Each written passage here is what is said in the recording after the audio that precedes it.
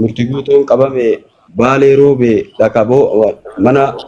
hidhaatitti gaafadhaa dhaqaa jedhe akkana jedhe alhamdulillahii jedhe gammachuun an gammade inni hidhamuu sanitti osoo hin tahin mataa nutti jabaatee inniin asirraa gandaan wal qoodee inniin asirraa kutaa wal nyaachisee sababaa inni ammootiin waa kutatti erkisee namni wal miidhee jedhe alhamdulillahi hii jedhe malee obboleessa keenya isa jibbeetii miti maal ilaalcha isaa jibbee dalagaa isaa jibbeeti malee ilaalcha isaa dalagaa fokkata sanirraa odeebi obboleessa kee sababaa sanii waa hedduu ta'aa ture inni ganda galchee an ganda takkan ture alhamdulillahi dhaqaa gaafadhaa warri acabcaabiin jalaallee baalee roobeetti hidhamee jiraa jee beeksise. Achuma booda eegan beeksisi viidiyoon hin deeme warri qaama seeraa sana dawwalee wanni kun seeraan ammootiin qabamee nutu qabee abbaanis seeraan ammootiin nutti iyyatee seeraan qabatamee ati waan kana himuu hin qabdu viidiyoo san kaasunaan jennaan viidiyoo san ni kaase garuu warri muratee olii gadi oofate akka kana jechuu barbaade waa'ee murtii guutoo keessatti murtii guutoo si yoo ka gaafattu taate hedduu namatu haasaa malee sheekaan roobee waan takka keessaan qabu harka takka keessaan qabu jee afaan isaatiin dubbate viidiyoon isaa kinu buufadhee gadi jira homaa sheekaa roobee wanna godhe hin jiru harka keessaan qabu dhimma kana keessa harkan qabu jee dubbate asirratti viidiyoo isaa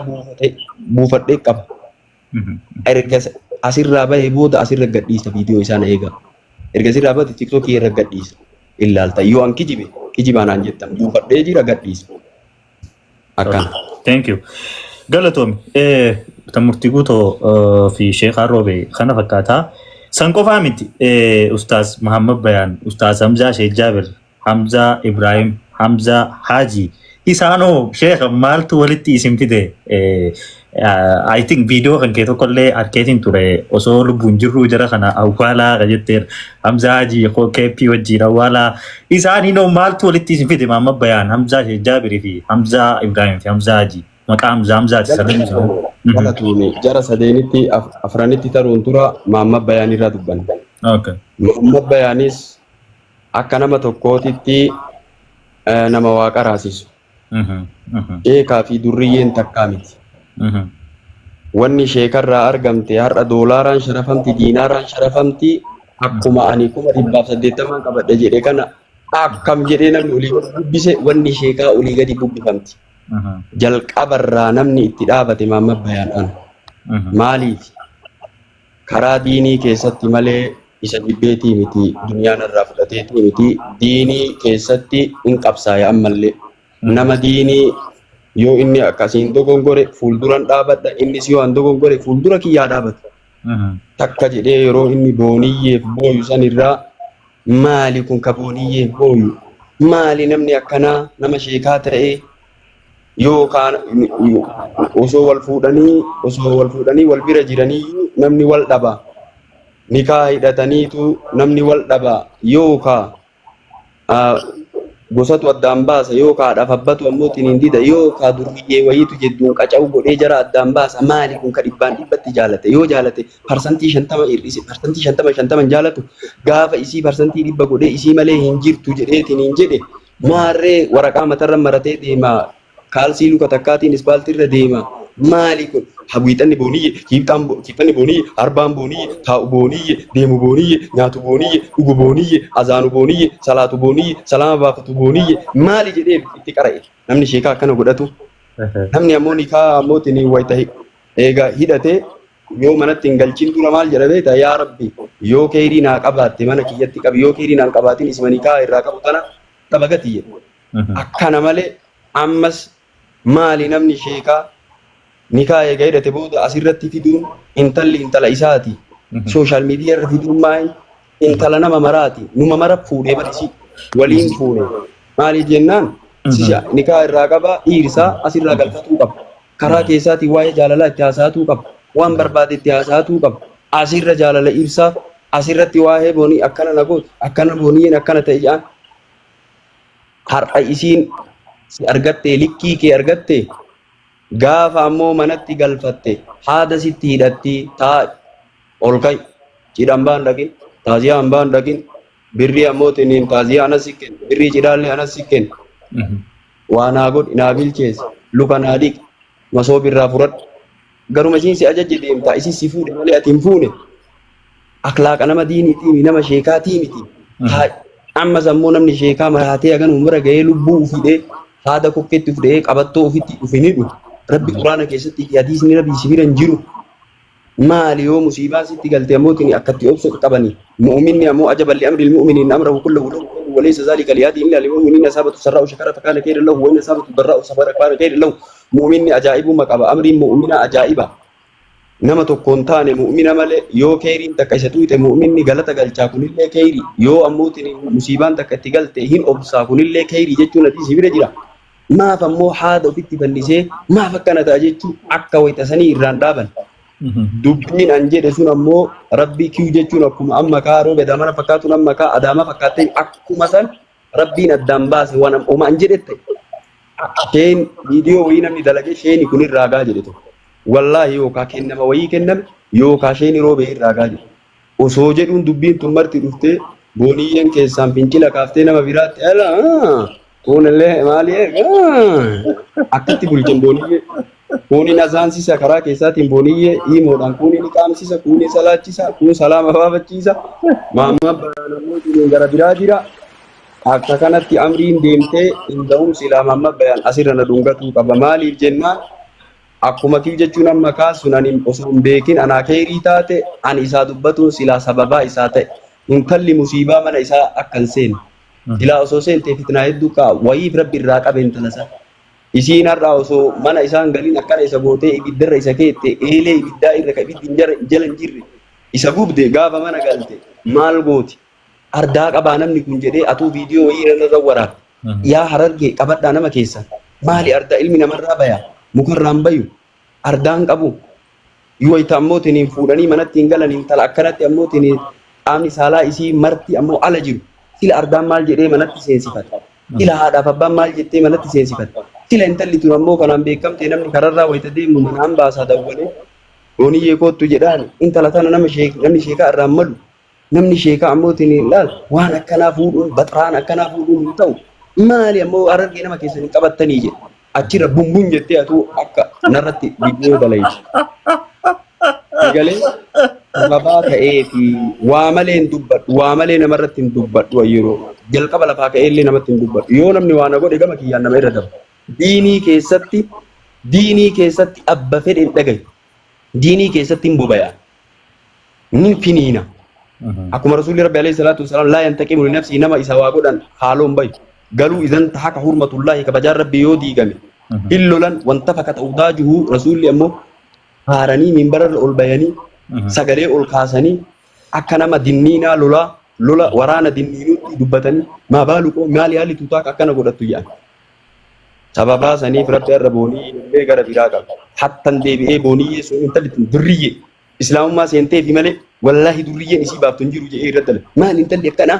karaa keessatti akkanna magaafattee maali jette nuti namni diinii seene diinii irraa ammoo islaamni nama baasa jedhanii fi malee intala tana awwalumu itoo isiin dhufte faalkaan isiin aan tolle jedhe durriyyee intallitu maal intalli akkanaa jedhe lole isiiniyyo isiinuu viidiyoo narra dalage waa malee namaan hin jedhu tamaamma bayaan achirratti kaanuma diinii irratti qabe waa ammoo diiniitti waliin nu fidee achirraa qabe gadi dhiisuu dide ammas waan tokko yoo argu haala tokko irraan jibbee maali ati namni jimaallee yoo ammoo wanni jedhe rakkoo karaa xiqqoo akkana qabatee afaan keessa akkanatti wanni goraa kitaaba karaa isuur hadiisni tartiiba qabu jechi rabbii tartiiba qabu namni nama waa irraa fudhatu laallata sheeni taa'umsa laallata deemsa laallata namni diiniin irraa si fudhatamu nama akkami jechuu atuu ni beeyta namni diiniin isaa si liqimsamu namni ati isaa kabajaa gootu nama diiniiti jette suuraa isaa ijoolleen xixiqqoon marte olii gadi deemtee olii gadi mataa olii gadi gootu akka abbaan of godhe bakka abbaan of kaa'e asirraa ammoo tini yoo waa jedhullee lol akka kanaa miti akkaatni diinii akkanaa miti asirrallee jimaa ammoo tini gaafa qamaatu dhiisi waan barsiisinii taa'i gaafa ammoo tini waa afaan hin qabin waa barsiisi osoo afaanii waa qabdu asirraa afaan yaasaa wanni hin jedhin asirraa waa nama hin barsiisin kunis ammoo adaba nama sheekaatii miti. Musxalaa hadiisaa keessatti nama kararra waa nyaataa deemu hadiisa isaa irraan fuudhan seera warra musxalaa hadii. Nama kararra waa nyaataa deemu hadiisa isaa irraan qaraan sheeka sanirra. Kanaafuu akkatti teettee akkatti waa amootiin dubbatu laalladhu jedhe lolaan maali namni adaba hin qabne jedhe. Kanatu waliin nu fide achumarraa narraa ammootiin hin dhaabatu deemu makiinya qaadu. Ana homa lama akkaawuntii kiyyarratti akka naa galchuu takkaa yoo waan an barreesse san badiirraa na deebisee anatti gongore jedhee alhamdulillah jedhee nama san sammuu isaa dhungadhu. Namni narraa dubbatu homa lama takka akkaawuntii kiyyarra galche osoo an hin beekin. Takka anatu dogongoree ilma namaa ta'e illee dogongore ilmaa illee dogongore karan na deebise alhamdulillah rabbil alamin haganuma jedhee kunniin dhiisaan bira dabra nama na faarsuurra nama na qeequ jaaladhaan waa lamarraa qullaan ta'u ilma namaati hin dogongora alimnis ni dogongora yookaan osoo an hin beekin waanaan jedhe osoo hubatiin waanaan jedhe viidiyoo cicciramtu argee waanaan jedhe namnummaan narra waraabeef narra waraabe akkaawunti irraa qaba haqiiqaa dubbiisanii nu bane takkaa yookaan anumatu yookaan mucucaatee waan san dogongora kiyya san dubbate alhamdulillah irraa deebi'a haganu ka jara afraniitti sii deebi'a amma bankan Hamza Sadeen Hamza Sheikh Jabir Hamza Ibrahim Hamza Khan Hamza Khanitti sii deebi'u ka Sheikh Jabir yeroo hedduu ani mana isaanii seena haasawa isaa falmii ni godha namni hedduun ni dhiise Hamza Sheikh Jabir dhugaa dubbatuuf ulamaa'ii argeen ulamaa'is qabdi hin beeytanii ulamaa'ii jajjaba qabdi kan nuti hawwe ni dhiise karaa keessaatti namni hedduun gorseellee nama hedduu mashaayika waliin dubbadheellee anillee bara akkana goone jedhanii ani garuu maaliif istiseen badaa yoo sababaa ta'eefi reefa firaa torba gaggara galchanii yoo waan tana naa fudhate jee hima seen osomaa namni na dhogu nama adaba hin qabne nama ammootiin yaati kana bi'in kaarni seeni uf xiqqeessuu eegaroo beenaan jedha huma seenaa haa ta'u eeganaa namni kun hisaabaa bahee jennaan biloog gatee yoo tana biloog gatee mana isaallee hin seenu jedhe bilookima isa gate erga biloo kan gate booda ammoo sheek maalii jedhee amma ofiin hin jedhu waanaan jedhe sheek maalii gurbattii maalii tana naan jedhe Hamdaa Ibraahimis irra dhufee waa'ee viidiyoo hedduun irratti waraaba. Ana sun takka waa'ee Hamzaa Ibraahim fa'aan dubbannee waraaba. Hin dubbadhu iyyuu namarra waraaba. Viidiyoo amma muree kitaaba barsiisu gadhiisu. Hadiisa nabii sirrii qat godhee ahlu sunna wal jamaa namaa himaa. Narratti qaba namni kun jajjabni agarra. Wallaahi rabbi barakaa si haa godhu naan jedhan. Kuni ka aqliin dhufe kan baratin maal jedha? Kitaaba aqlii ufiitti oofa akkanatti miti akkana fassaramuu miti isheen roobee waan jedhu caqasnaamee jedhee akka nama narratti waa waraabu himatiisa. Hamdaa Haajiis wayitii ammaan asuulee 80 jedhe kana waa jedhu viidiyoo guyyatti gise torba waraaba. Waa jedhu anaa jaartii maangudditti harargeetti qarqaarsa godhiif jedhee namni waasaappii wayii ziyaad namni jedhamu wayii ziyaad baaleeti wayeennu waasaappii isaa bilooggate awwala rabbiif si jaaladha jedhe tiktookii kiyanii hordofu ol seensisa hedduu na jaalata waasaappii lakkoofsa kenneefi gara keeniyaa kana jira maanguddittii wayiitu jira sheeka isin nama qarqaarsiftanii maanguddoo hedduu qarqaarsiftanii rakkataa hedduu qarqaarsiftanii waa makiinaa sii kafalaa harargee dhaqii maanguddittii isin qarqaarsinaan jedhe ani daataa waggaa narraa dhumate daataan qabu akkam godhannaan anas sii guutaa naan jedhe daataa waggaa meeqaa naan jennaan 6,000 jedheen amma 10,000 seene hayyee naan jedhe dhaqee teelee keessa waasaappiin sagalee kaa'eef amma jiraachishiin dubbadhu dabiitii warra teelee 6,000 guuchisiise niin deemaa jedhee sagaleen akkay jedhe Hamzaa Haajii fuudhee maal jedhe intaloo maanguddittii ammootiin hin qarqaaruuf 6,000 naa kennitan malee jedhee waanii bar walitti fidanii jedhee haasa'e wal'iyaadu billaahi ana akkaawuntii irratti hin galuulee waytii kan wal'iyaadu billaahi waasaappiin isaa bilooggate bilookii keessaa baasee isinitti beekinu amma Hamzaa wanni jedhama maqaan isaa Ziyaad Baaleen waa keeniyaa jira jedhe walitti qabee maraa maal jedhe jarri tun awwaalamuu qabdi afran huje murtii guutuun illee jedhetti dabale maaliif waytanu jirru waytonni hayyoonni jiran awwaalamuu qabanii gaafa nu deemne uummanni kun ruuyin keessaa baatu israafa ta'anii hin awwaalamanii gaafa nu jirru kabajamaa wayitamuu qaban kana mootiin biyya keessa kakkaa'amanii awwaalamuu qabani. Maaliif jennaan qalbii jaraatu du'e. Rabbi quraana keessatti kake qalbiin keessaa duutee jedhee Rabbi quraana dubbata. Du'oodha. Isaan du'oodha. Namni ilmii Rabbii irraa fagoo, namni daangaa Rabbii irraa fagoo du'aa jedhee Rabbi waame ammallee. Eega Rabbi du'aa jedhee waame anjiraa jedhee waamu haa awwaalamtuu. Biyya keessatti haa awwaalamtuu. Hamzaa kaan ammoo keeppima irra kaayaayu jechuun kuni balaagaa qaba jechi kiyya balaagaa of keessaa qaba. Zaahiratti fidaa uffata irraa baasaa awwaalaa jechuu osoo hin ta'in tiktookii isaallee biloogataa awwaalamtee hin jirtu jara tana rabbitu awwaale rabbi dubbate daangaa rabbii dabarsite quraana rabbii inkaarti hadiisa nabii inkaarti aqliidhaan deemti aqliin basarti maarree ummanni kun du'oo qalbii jaame du'oodha waytanu jiran ammootiin nullee murtii itti baafne kiinoo du'oodha awwaalaa ajin awwaalaa jechuun ammoo biyya akkanumatti irratti jirama kan awwaalaa ta'u ta'in awwaalaa jechuun bilookii magataa isaaniyyuu Rabbi quraana keessa du'oo jedhee awwaalamte awwaalaa akka waan hin jirreetti laalaa jedheen bakka qalbiitu ammoo awwaalame akkas jechuun haadaa huwa ammallee irra deebi'ee awwaalamte jarri Rabbi jara haadha qabu jedhi malee atummaanuu jedhe Rabbi jara haadha qabu malee du'oo namni quraana Rabbi aqlii fiitiin fassare hadiisa nabii aqlii fiitiin fassare du'aadha inni ammootiin osoo jiru du'e waan ta'eef Rabbi quraana keessatti dubbate hadiisa nabiitu hadiisa keessatti dubbate jiraa du'oodha waan ta'eef nama jiraa du'aa Rabbi du'aa jedhee waame nu du'aa jedhee waamna ammallee jiraa miti ammallee jarri. Okay, namoonni anilleen kan hin arge waan ijoolleen tun harargee tahanii fi sheekaan isaan afuranuu irratti waraabee jaanii sanumaa san jidduutti gaa asliin illee walitti buutanii akka wanni kun gandaan waliin qabanne namoonni cinaanis arge already aslii wajjinis araara buustanna fakkaata. Waa'ee aslii already araara buustanii irra deebi'anii haasawuun waan barbaachisu natti hin fakkaatu yoo haasawuu barbaadan sanillee ni dandeessanii. Kanaan wal qabatee amma obboleeyyan keenya kana waliin wanni araara walitti araaramuuf isin daangessu yookiin wanni isin wal gootan nama walirraa ajjeesta wanni biroo ni jira wanni isin daangessu araara walitti araaramuuf maaltu isin dhorke? Wanni dhadhoo guguddaan ni jira anjara tanatti araaramuuf. Yoo jarri karaa sirriitti deebitee hadiisa nabii barattee aqliin fassaruu dhiiftee jecha rabbii aqliin fassaruu dhiiftee duruuma kitaabillah heessumaa daara jedhanii kitaaba jala deemaa jedhan malee nutu kitaaba jala deema malee kitaabni nu jala hin deemu yoo jarri deebiteetiin hin jette obboloowwan kennaa gariin hadiisa inkaaree islaamummarraa yuu bahe islaama jettanii malee hadiisa namni tokko inkaaru kaafira yoo rabbi jara baraaree deebi harka kiyyan jirtu hidaayaan tawfiiqaa harka rabbii jirti hidaayaa kadhannaaf yoo deebite obboloowwan kiyya wanni araara na dhogguun jiru maadaama jarri ammoo quraana rabbii immoo aqliin fassartuun hadiisa nabii aqliin fassartuun qaraa jarallee bilooggate mana jaraallee araaraa miti osoo ammoo waan jiru duniyaa kana mara sii kenne naan jedhanii hin araaramu rabbiif keessatti jibbe alhubbu fillaahi walbughdu fillaahi rabbiin keessan nama jaalatu rabbiin keessan nama jibbu tawhiida jechuunu baraa'aaf walaa of keessaa qaba nama ammoo bid'aa nama shirkii nama fiskii jibbuu isallee jibbuu fiskii isaallee jibbuu bid'aa isaallee jibbuu shirkii isaallee jibbuu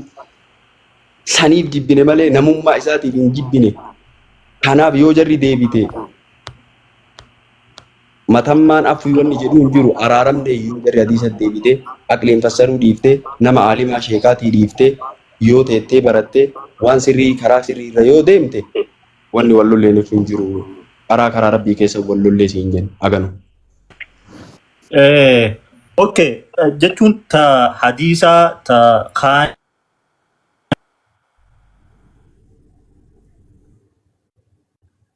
ya bilbila tole so tanamummaa okay akka isin amma jettanitti wanni walitti nu araarsu hin jiru wanni walitti nu fidu hin jiru jettee as keessatti wanni beekuu qabdan obboleeyyan gaafii fi deebiidha godhu jirra wanni kun immoo waan miidiyaa gubbaa jiru already maaltu walitti isin fide yeroo jaan sheen immoo deebisaa isaadha karaa fedhen deebisuu ni danda'a karaa anakkana isaan akkana walitti dhufne akkana walirra buune obboleeyyan keenya kaafanillee gaafii goonee fi akkana gamatti kana keessa Hamza Haji keessa jiru naa baasi nama quraana mormuu mi hadiisa mormuu keessa naa baasi tana bicha Hamza Haji nama quraana waa'ee Hamza Haji namummaa walitti buutanii jechuudha. Hamza diinii osoo hin ta'in osoo hin hubatiin